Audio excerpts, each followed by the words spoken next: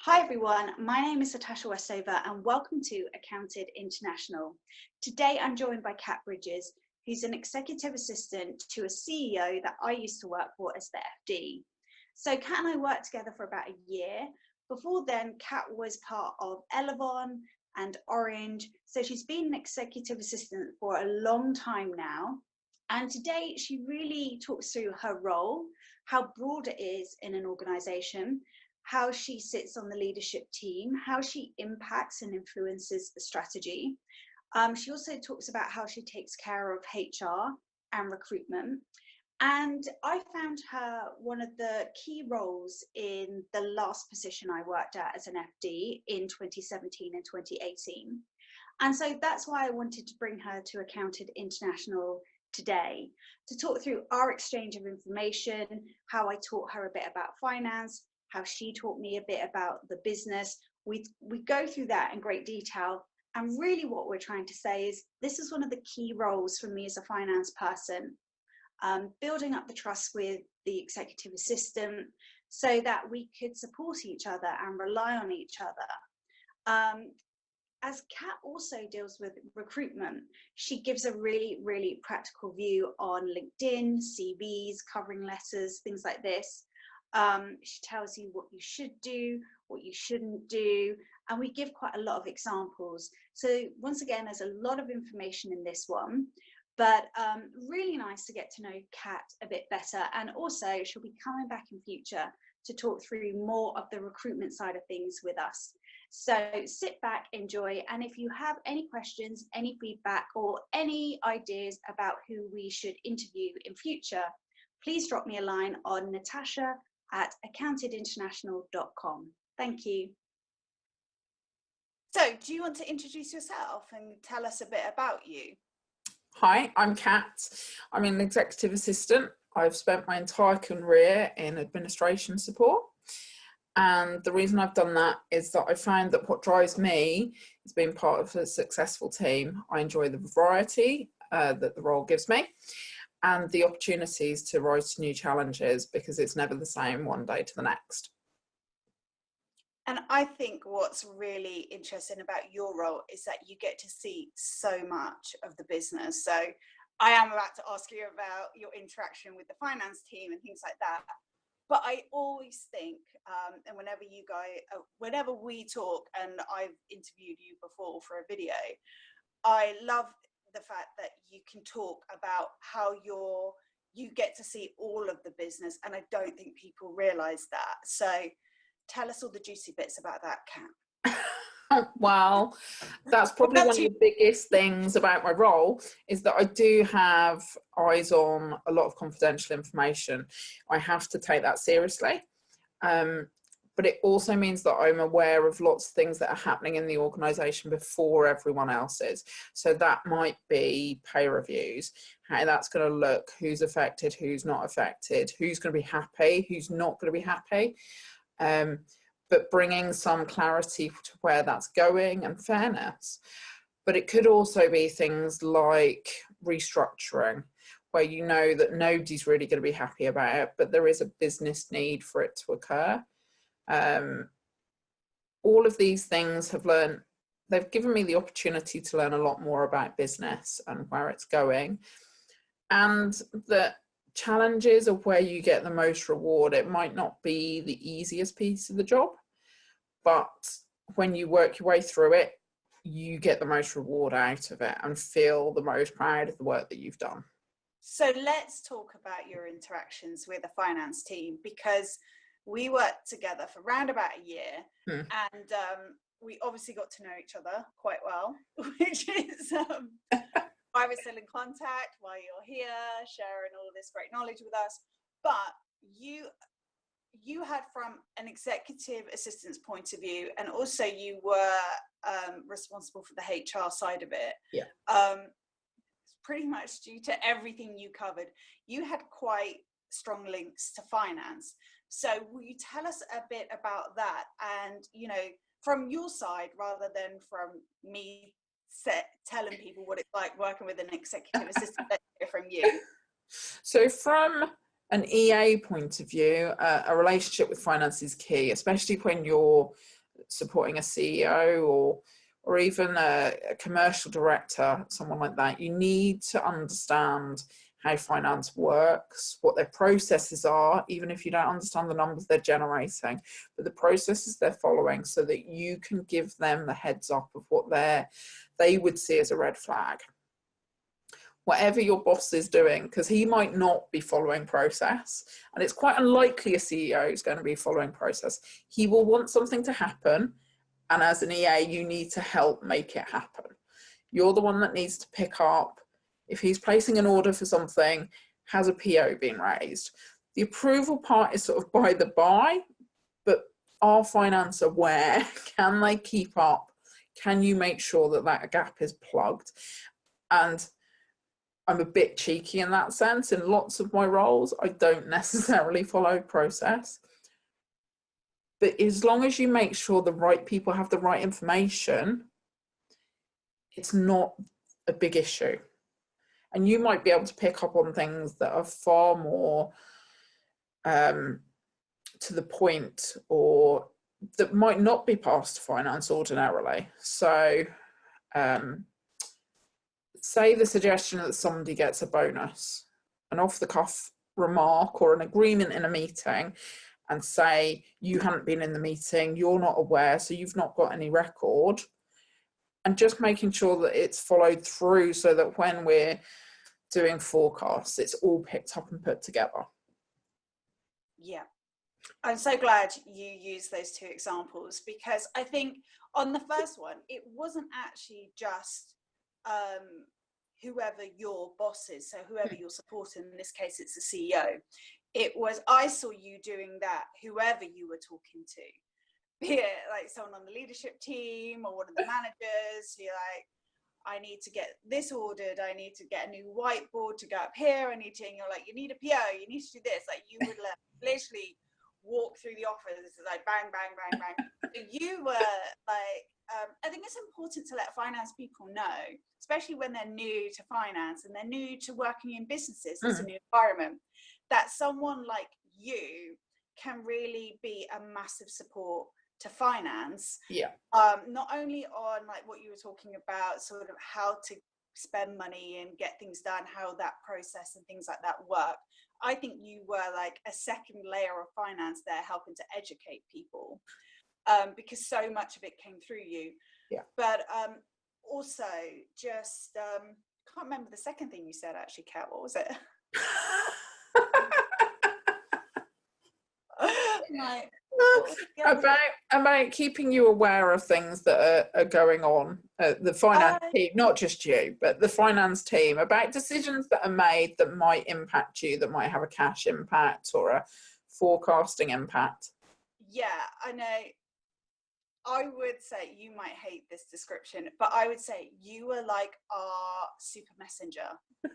So you just be like, oh, I was in a meeting and I heard this. Has anyone spoken to you about that? And I'm like, no. And you're exactly right. It's got to go on the cost forecast. It's got to go to the cash forecast. And as soon as you know all of that sort of information, it makes your forecasting better. Yeah. So that's another reason why I think it's such a great link between a finance team and an executive assistant in a business. It really helps us, and then I could see how we could help you at times. But I know for sure that you've spent quite a lot of time helping different departments and different individuals depending on what their workload is. You've spent a lot of time getting your head around recruitment, how the whole thing works, but also about screening CVs, looking on LinkedIn.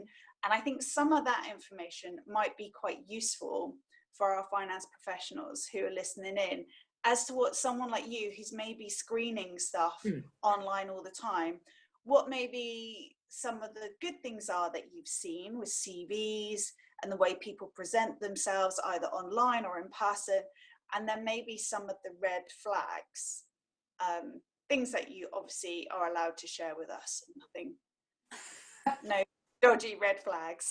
That's quite quite a big question, but well, thankfully I've never seen any really, really dodgy red flags. Just some really strange or slightly different ways of saying things. So one of the funnier things I've seen is somebody put in months, the number of months experience they had of working in a specific skill, and it went into years. So it was very bizarre that it was listed in months. It was like 56 months or something like that. As a finance professional, I'm sure people will be using correct numbers and tailoring them to the people that are going to be reading them. Well, making it easy for your audience to understand it. Because if someone's saying, oh, I was doing that for 60 odd months or something, then it's like, wait, how many years is that? Yeah. I mean, you've just added some admin to someone and like doing some mental arithmetic. So make it easy for people to understand how great you are on paper and on LinkedIn before they meet you. Totally. Someone also said that they were like Times Personality of the Year or something really bizarre. And just don't lie. Don't make up stuff that makes people go and look into you more. It's unnecessary. Keep it professional. Have a professional profile out there that is factual and accurate. If all that is a list of jobs and dates, that's great. It doesn't need to be any more than that really on LinkedIn. But more importantly, choose a professional picture. Don't have a photo of you with a drink in hand on holiday. Have something that conveys how professional you can be in the workplace. Smile. Be nice. Look like you're a nice person to work with. It's not about not showing any personality, but just showing that you know the difference between work and personal is huge. And look at what the business wants. So for us, it's specific skills. But I've worked in businesses before where CV screening was all about showing that you had staying power. So if you were somebody who had a job every year and you were changing regularly, that was the CV didn't even get read because you didn't show commitment anywhere. But that depends on industry and companies. So have a look at those places and target the right sort of places, and also know why you want to work somewhere.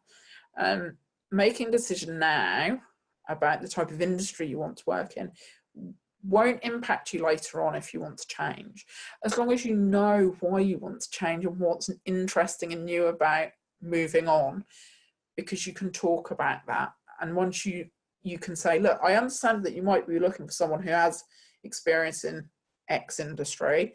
However, I think I bring this to the table. Highlight it. Don't just leave it out there for someone to go, oh, actually, no. Make sure you're a step ahead, especially if you're changing career path or industry. Yeah, I think if you're changing career path or industry, and you feel people are going to ask questions about it, I would say, I think what you were saying was don't wait to be asked questions. No. Figure out how you're framing that so you can own the conversation. Yeah. If there's something like that, do a cover letter, do a cover email. Don't apply just through the process if it doesn't allow you to do that. Look for the careers mailbox or the talent acquisition team email address and email them directly. You'd be surprised how few applications come in with a cover letter. Even by having one, you will stand out from the crowd. Okay, that's really especially in small business. And you also said about looking at, so you were talking about if a company wants stay in power, then maybe if you're someone who's moved around a lot, you're probably not going to be a good match anyway. No.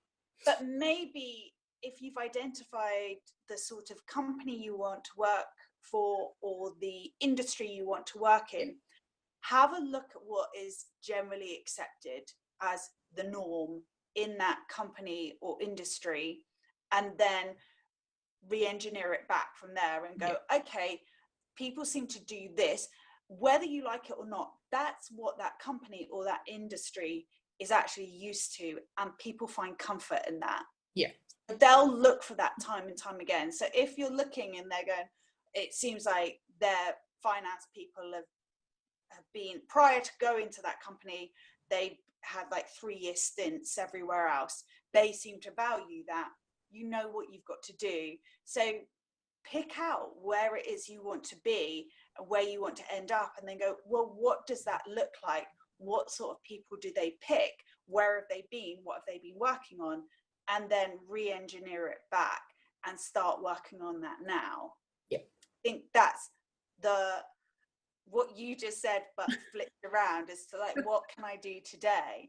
But I think it's really good advice. Like, people don't really think about cover letters, and they don't value them as much as you used to hear about them when I started working 20 years ago.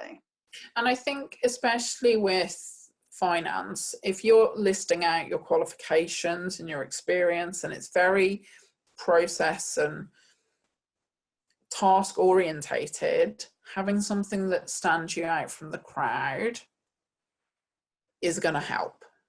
Something that can show a bit of personality and the way that you think, especially as you're entering the profession and in those junior years of your career.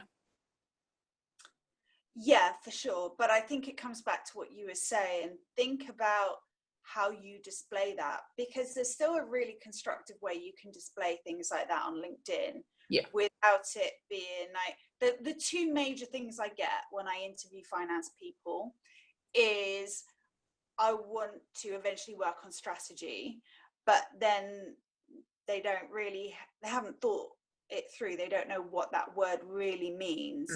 And I think you described it really well, especially at the start of this interview, where you were saying it's actually the example you gave about the HR and recruitment strategy. It's a lot of little things that you tweak and you adjust that create this strategy. So the strategy is like this great big one-liner, and then there's like a million little things underneath it that we all have to work on to make that strategy happen. And I feel when I interview people, they want to work on the one-liner, and I'm like, that's not a job. That is not how you fill your time. And the other thing they say is, especially I've only, well, most of my recruitment has been in England, like in the UK, and young people tend to say here, I like socializing. And I'm like, who doesn't? Yeah, that doesn't really give me an insight into who you are. And how do you display that on LinkedIn? So I think at the bottom of my LinkedIn, or definitely the bottom of my CV, I have maybe 3 or 4 lines. It's not that much, but it does show people that I like diving, windsurfing, like I'm a water baby, and I like charitable stuff, and I like doing a bit of charity, and I like doing a bit of traveling. There's like 3 things that I, by and large, that's what I spend my time on outside of work. And it's such a small little paragraph, but it's not like I like socializing. Socializing, drinking, reading, and travel are probably the things that appear the most and say the least about someone, because it has no context. Unless they're really, really interested in, say, they read all about military history, and then you narrow it down. It gives you a bit more personality. Don't just say, oh yeah, I like traveling. Well, how does that tell me anything? Who doesn't like going away for a bit of sun or a bit of, whatever that is, skiing, but be a bit more narrow and definitive about what that means to you. Yeah, so as an example, I'll use myself as an example. So on traveling though, I've put climbing Kilimanjaro, Yeah. and I think I've put running the New York Marathon. So I quite like to travel but have a purpose for traveling Yeah. sometimes. Other times I too just want a bit of sun. But that shows people that I've got enough discipline to do those kind of things. And Exactly. I've got some like mental strength to get through a marathon, even when it's clear I'm not a professional runner. And that links back really well to the rest of the CV. You've spoken there about achievements. Mm-hmm. So make sure your achievements are in there. If you've worked in the past and you've been recognised internally with an award, or you've worked through, say, a company acquisition and you've helped bring those books together, it doesn't mean that you necessarily were in charge of it, but if you've contributed to something that is a huge challenge and it was new to you, put it on there as an achievement. Pull it out. Don't just say, yeah, I've worked on P&Ls and I've worked on this and I've worked on that. Be specific about how some things that were new to you and were a challenge, and it gives you items that will come up in interview, you can refer back to, and it makes you a real person in a real situation. It's not just a list of, oh yeah, I've done POs and I've made payments and well, that's great and it's really important they're done well, but how did that impact? How was that recognised? What have you done? Were you recognised for improving a process or reducing costs? Yeah, and I think the example you just gave, especially for finance people, is quite an interesting one. Mm. So even if you felt you weren't heavily involved in an acquisition or something like that, I've definitely interviewed someone and they named a company and I was like, wait, you were there from this year to this year. Yeah. Wait, so you were there through the acquisition of this. I had to work it all out. And they went, yeah. And I was like, so how was that?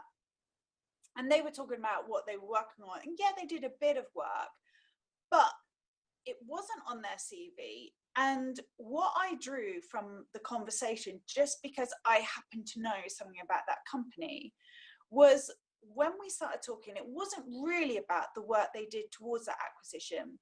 It was about they took on more work outside of their regular work. So they started working longer hours and they were able to do that for a set time while they were going through the acquisition. That shows great character in a finance person, that you're like, okay, so when we go through something like this, I think I can rely on you. Yeah. And also then we started talking about, so what was the feel of it like in the office? Because it can be a scary time when a company's acquiring or getting acquired or whatever. And this person started talking about, the change in culture that happened, but also how they felt apprehensive, they were unsure. So wait, it's gone from you put in just your regular day job Yeah. on your CV to then us pulling out all these things you did, and the fact that you felt apprehensive, you didn't know if you were going to have a job at the end of it, you didn't even know if you would want to stay there given the new culture and things like that, yet you still worked really hard, you took on extra work, Yeah. and you stuck through it to see what it would be like on the other side and to see if it was right for you. And had I not interviewed that person and known something about their CV, about that company, I wouldn't have got all these other things. And practically none of that is them telling me I did some technical accounting that was really, really amazing. Yeah. So Totally. make it easy for your audience. And I think when you're going through something like that, you don't think about some of those things that you could point out to your next employer and say, well, do you know what? When people started leaving, I stayed and I worked at it, and then I made a decision about whether I wanted to stay there or not, given the new environment. that's really powerful. You must see that all the time with these softer skills and this almost like this secondary set of information you get from a LinkedIn profile or something like that. Hugely. I know it's very difficult to sell yourself. A lot of people find it hugely awkward. One, to write it down, and two, to sit there and talk about it, and in a glowing, positive way. You talked about Brits, especially there, and recruiting in the UK. We're so shy about it, or find it a bit rude to be boastful about our achievements, and then we feel uncomfortable doing it. So I suppose one of my big things that I'm really proud that I've worked on in this role is when we have candidates come in, greeting them and putting their mind at rest, giving them a welcome so that they are best set up to walk into that room, that they're not walking into a room where people are up against them. We want to be talking to people that are going to succeed. You need to be calm and relaxed to do that.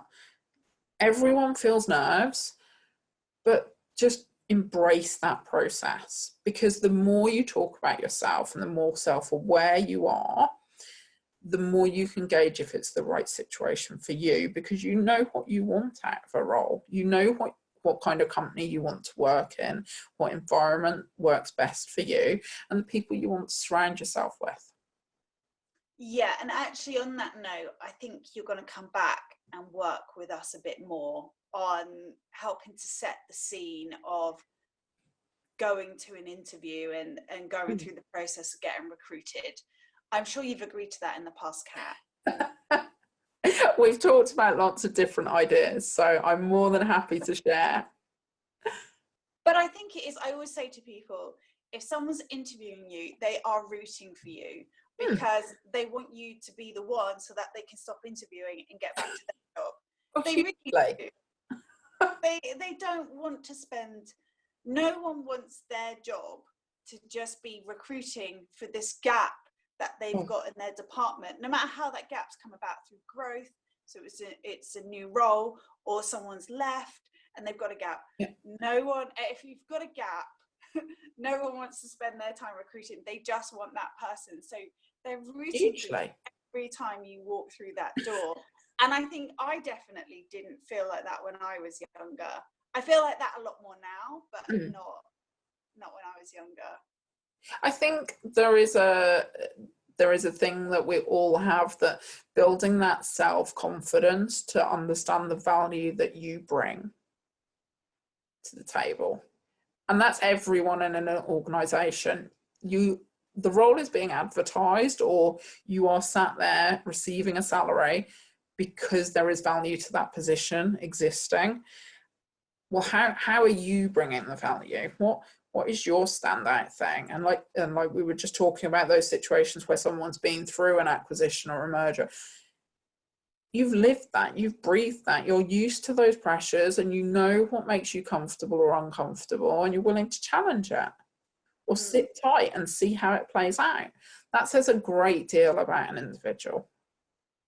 It really does. And I think I definitely used to overlook that on my CV and with my experience and go, oh, well, it just happened. So, what are you going to do? You just get on with it. But it doesn't just happen. Nothing just happens. And I think that's probably the other really huge thing, especially in finance, where there's a very clear progression path, is where do you want to go? What is your next step? How do you want to get there? What do you want to learn? Because you know better than anyone where your personal strengths are and which bit of the puzzle is the next on that path to you getting to that high level strategy game playing. It's be more self-aware and don't worry about being critical. I think the biggest thing I've ever learned in my career is that everyone has nerves. Everyone has fears, and I was very fortunate. So probably one of the things that I'm most would say to people is take the opportunities. Take opportunities wherever they come from, because you don't know who you're going to meet, and to have the conversation that might set you on the next path. But also put yourself out there. You know, you don't know how to do everything. Nobody knows how to do everything. So if you want to learn something new, say. If you want the opportunity to do something, ask. It might not be granted, but people will keep an eye out, and they'll also realise that you're willing to learn. Being willing to learn and having enough confidence to be self-aware and say it, they're two huge skills that people look for, and they can't be underrated. Self-awareness is it's a real tough one, because some people just have it and some people don't, and they need a lot of help to get it. And it was, you know, the reason why I've picked up on that is because it's one of the reasons why we started this business, to help people understand not only the type of accountant they want to be, but how they do the work, how they want to do it, what they want to do at work. And if you look on my profile on LinkedIn, it doesn't, the biggest thing it tells you is how I do my finance work, what kind of finance person you're getting. It's not about all the acquisitions or stuff I've been involved in. That's what it doesn't tell you. It's like that comes a bit later. It's like, actually, if you just read my profile and you think this might be the type of person you want around, because it's a lot about finding the right individuals to fit into the culture, then you can go and see if I've got all the technical stuff and the right experience that you're looking for. But I definitely needed help framing that. And that's why we've started these podcasts and we've started these conversations, to try and help people go, yeah, be self-aware, but start by looking at how you do things, and start by looking at like other people's LinkedIn profiles and what you like about them. Because I think LinkedIn profiles are like weddings.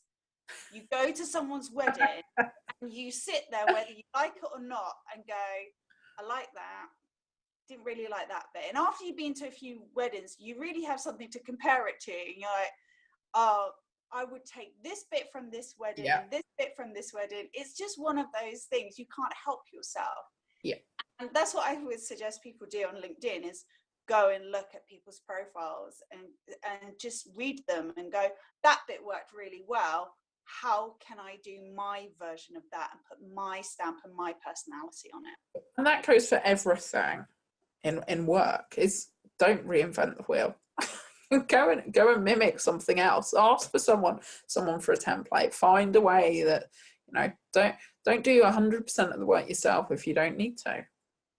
Exactly. There's lots of shortcuts out there. Yeah.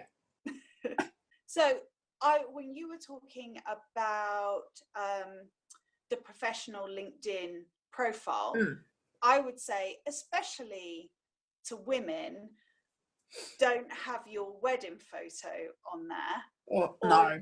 Don't have the picture of your newborn baby. No children. Yeah, okay. No wedding photos, and not that Facebook bright red lipstick, pouty face selfie. Unless you think that's a good requirement for your role. And that, well, exactly. And as a finance professional, probably not, but have a professional face. And I suppose the thing is with the CV and with LinkedIn profiles, get someone else to look at it. Don't just trust your own judgment, because they'll say to you, don't do that. Don't assume. Yeah, and I always say to people, I guess I say this to women more than men, because I think at a certain point in a woman's career, employers start thinking, okay, she's probably going to get married, she's probably going to start a family. If we employ her now, we'll probably have to pay for maternity leave, blah, blah, blah, blah. So I always say, if you've got your personal email address on there, don't have your year of birth as part of your email address. No. Like, take out anything that might give them a clue as to at what stage you are in your life, and let them just judge you on you, your experience, and what you're showing them and how you come across in the interview. Because people project their stuff onto you, whether you like it or not, when they're recruiting. Totally. That's what we all do. It's just human nature. Totally. Remove the opportunity for them to do that. Yeah. It's so depressing when you realize just how many things are assumed about you because of your age, or the fact you're a woman, or, you know, leave them guessing. Do you have kids? Don't you have kids? It's none of their business. Yeah. Exactly. And I think people don't realize, but, you know, you and I have been on leadership teams now for a few years. They don't realize how much at the top table we talk about people and what's going on with people. And yeah, most of it is, how do we support people? Yeah. But some of it is, okay, we've got someone new coming in. What do we know about them? And when they say how old their kids are, or whatever, when they offer stuff to us, we're like, so how's that going to work? They live 20 miles away. How are they going to do the school run? How is it going? And then it raises all those questions. And sadly, that is the question that is asked about women. It's not, hey, that bloke has 2 kids that are school age. And that's sad. It's, don't leave yourself open to those things. There's no need for it. We're protected in law, but make them hire you for your abilities and your personality and what you bring and that value you're going to add, not give them reasons why they might make questions. Yeah, and I think, to be fair, there's people talk about their kids in interviews and stuff like that because they're so proud. And actually, they could have both sets of grandparents, next door neighbours. It's all sorted. Yeah. But that bit of information wasn't offered in the interview. And so people need to know that it is discussed. Like, how is it practically going to work? And a lot of it is from a really supportive point of view of, we don't want to put anyone in a situation where there's so much pressure on them. That's not where we want to go with people. Yeah. So I think people have to be careful about even the small personal things they think they're sharing that are okay to share. Just think about where those questions might lead. And yeah, we've picked women and kids and stuff like that, but it's all sorts of things of, you know, saying that, well, I have 10 holidays a year. Well, how's that going to work on our annual leave? It's, you know, it's all these little things that I go abroad once a month to do, you know, some cycling with the cycling club or something. You're just like, how are you going to make your 20 days of annual leave stretch over all of that? So there's or that socializing thing that you've put at the bottom of your CV, which might just be read as, I really like going out drinking at weekends. Yeah, I would say, do you know what? And all the time I've interviewed people, which is a lot now, there's only one person I questioned who said, who talked about it in a really, really constructive manner and said, we, like, by socializing, I mean, my friends and I, we pick a different restaurant every month, and we do this thing where we go to a restaurant, we give it marks out of 10. It was like a thing that they did. That's why it was on there. And I even fed back at the time and said, you need to make more of that. Yeah, you're actually doing yourself a disservice by just calling it socializing. Let's right now in this interview, think about other language we can put around it, because I would hate you to like be off the list, because socializing, people think, all right, they're always going to come in with a hangover then. Yeah. I think that's really practical information you've given us, Kat. So before I say thank you for your time, I always ask this question, and I'm going to ask you, what would you do if you could go back in time and give your younger self some career advice? What would be the one bit of career advice that you would have loved to have heard? The one bit of career advice I would give myself is to stop being scared, to stop worrying so much about everyone else and what they're doing and what they might think of you. Just be the self you want to be, and really look at it. I had a very great opportunity when I was in my early 30s to take part in a management development course with the team that I was supporting at the time. And one of the things we had to do was do some stand-up comedy, some ad-lib comedy as a show. And I had got up that morning, I'd had a really rough time with my self-confidence. So I decided that whatever I did that day, whatever was asked of me, I was going to try it. Because what could really go wrong? And it was awkward. And it wasn't, I wasn't in my comfort zone, but I did it. And I didn't, the worst thing ever didn't happen. Nobody laughed in my face when they weren't supposed to. They weren't laughing at me making a fool of myself. They were laughing at me because I was funny. And I think when you can move on from some of those hang-ups, you can really focus on what makes you tick and gives you the opportunity to be the best version of you.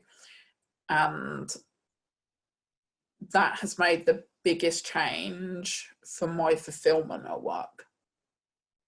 Yeah, I think you've put it perfectly there.